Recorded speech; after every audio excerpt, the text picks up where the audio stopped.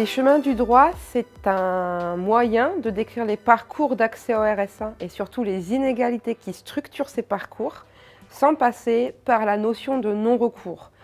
On peut faire plusieurs reproches au non-recours, mais le principal, c'est son caractère responsabilisant et individualisant.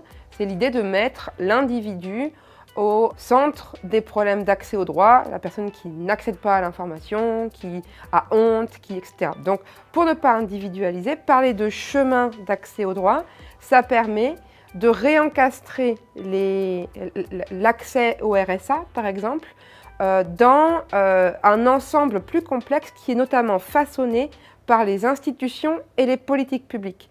Et donc, par exemple, les chemins du droit, les chemins d'accès au RSA, les parcours d'accès au RSA et les inégalités qui les structurent sont fortement marqués par les politiques de lutte contre le non-recours. C'est un peu contre-intuitif, mais la lutte contre le non-recours a rendu les parcours d'accès au RSA plus complexes, surtout pour les classes populaires.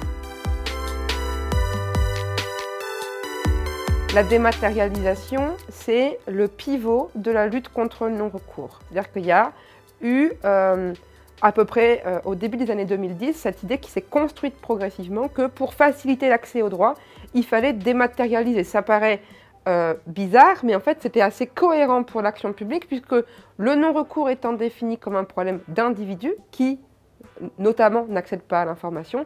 Du coup, c'était ultra pratique de dématérialiser puisque ça permettait d'avoir accès dans l'idée au droit depuis son canapé, avec un téléphone portable, etc. Donc il y avait l'idée de faciliter l'accès à l'information et donc l'accès au droit. En réalité, bien sûr, la dématérialisation ne fait pas que faciliter l'accès au droit. Pour une première raison, qui est une raison assez simple, c'est que la dématérialisation accroît considérablement le fardeau administratif que les demandeurs et demandeuses de droit doivent porter. Donc le fardeau administratif, c'est l'ensemble des tâches administratifs à prendre en charge quand on veut accéder à ces droits. Je prends un exemple, l'exemple des pièces justificatives à joindre au dossier.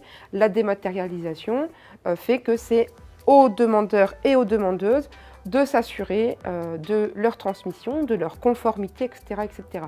C'est un exemple parmi d'autres qui montre que la dématérialisation permet aux institutions en charge de l'accès au droit de transférer une part du travail administratif vers les épaules des demandeurs et des demandeuses. Si on accroît le fardeau administratif, on accroît les inégalités d'accès aux droits qui sont structurelles. Rendre les droits effectifs, ça veut dire considérer quelles sont les conditions de la mise en œuvre du RSA, les conditions très pratiques de la mise en œuvre du RSA et d'autres droits en ce moment.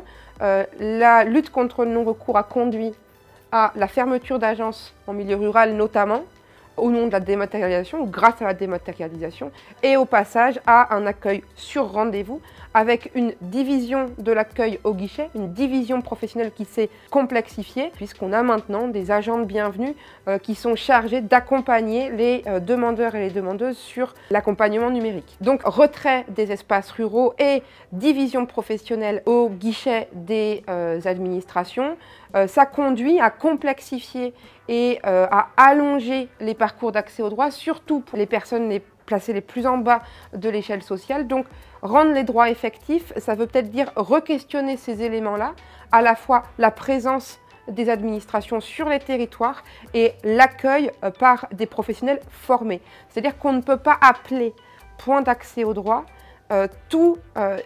toutes les formes de présence administrative dans les territoires. Une maison France Service, un point Infocaf, ce n'est pas un accès au droit de même qualité que l'accès proposé par des techniciennes conseils. Donc il y a vraiment des différences à faire dans ces formes de mise en œuvre à considérer.